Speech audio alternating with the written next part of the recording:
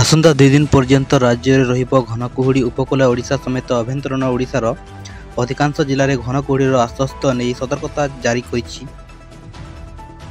ଆସନ୍ତାକାଲି ଘନ କୁହୁଡ଼ି ପାଇଁ 10ଟି ଜିଲ୍ଲାକୁ ସତର୍କତା ଜାରି କରାଯାଇଛି। ବାଲେଶ୍ୱର, ଭଦ୍ରକ, ଯାଜପୁର, କେନ୍ଦ୍ରାପଡ଼ା, କଟକ, ଜଗତସିଂହପୁର, ମୟୂରଭଞ୍ଜ, କେନ୍ଦୁଝର, ସୁନ୍ଦରଗଡ଼ ଏବଂ ଝାରସୁଗୁଡ଼ାକୁ ୟେଲୋ ଆଲର୍ଟ ଜାରି କରାଯାଇଛି।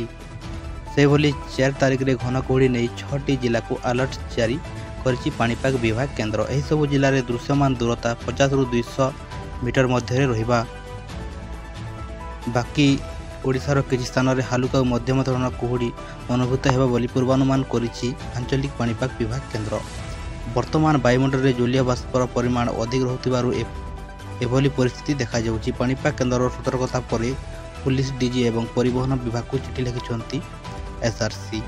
ଘନ କୁହୁଡ଼ି ସମୟରେ ଗାଡ଼ି ଚଳାଚଳ ଉପରେ ନଜର ରଖିବା ସହ ଡ୍ରାଇଭରମାନଙ୍କୁ ସଚେତନ କରିବାକୁ ନିର୍ଦ୍ଦେଶ ଦିଆଯାଇଛି। ସେପଟେ ଆସନ୍ତାକାଲି ସକାଳ 8:30 ସୁଦ୍ଧା ଉତ୍ତର ଆଭ୍ୟନ୍ତରୀଣ ଓଡ଼ିଶା କିଛି ଜିଲ୍ଲାରେ ହାଲୁକା ବର୍ଷା ସମ୍ଭାବନା ରହିଛି। ବର୍ତ୍ତମାନ ରାଜ୍ୟରେ କୌଣସି ପାଣିପାଗ ନିୟାମକ ନଥିବାରୁ ତାପମାତ୍ରାରେ କୌଣସି ପରିବର୍ତ୍ତନ ହେବାର ସମ୍ଭାବନା ନାହିଁ ବୋଲି ସୂଚନା ମିଳିଛି।